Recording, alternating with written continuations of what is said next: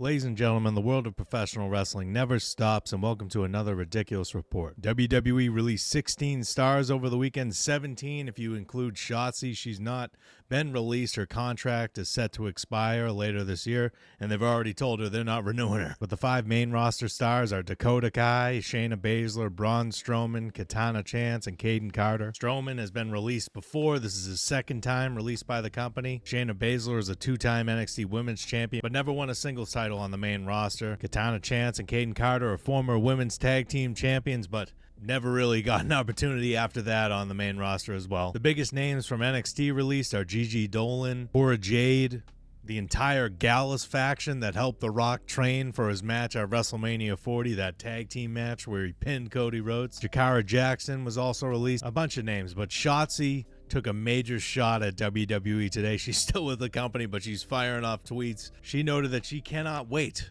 to wrestle matches longer than 3 minutes after retweeting her final match, which was on WWE Speed against Zoe Stark in February. I feel bad for Zoe Stark, too.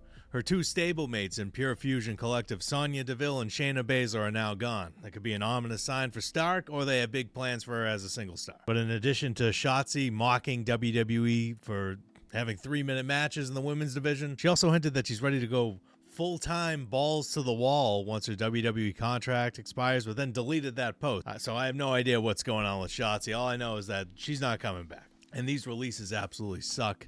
It's disheartening. But if you've ever worked a real job in your life and worked for a company, you should know that above them caring about you, they care about profits. So it is what it is. I hate it. I think it's disgusting.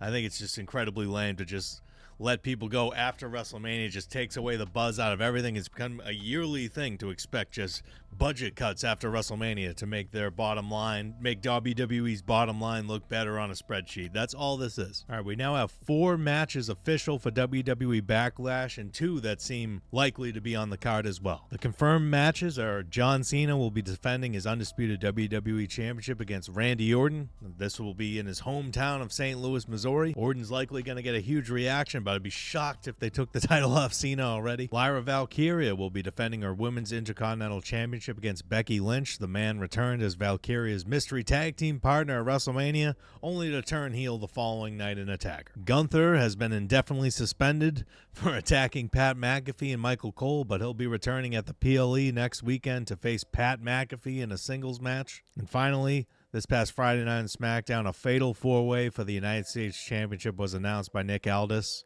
Jacob Fatu will be defending his title against LA Knight, Damian Priest, and Drew McIntyre. In addition to those 4 matches, it sure seems like we're going to get Jey Uso versus Logan Paul at Backlash and Tiffany Stratton versus Nia Jax for the WWE Women's Championship. Those matches haven't been announced yet, but it seems like they're destined to be on the card. And just an interesting moment from this past Friday's SmackDown that I want to talk about for a moment. Nick Aldis and Jacob Fatu had a backstage conversation with Solo Sikoa in the background. The Samoan Werewolf was unfazed by the fatal 4-way match announcement and, just said, I'll defend the title against anybody, essentially. After he left, Solo Sikoa approached Nick Aldis and said, "You're trying to screw Jacob Fatu over, aren't you?" And Aldis said, "No, Solo, you are." "You trying to screw Jacob over?"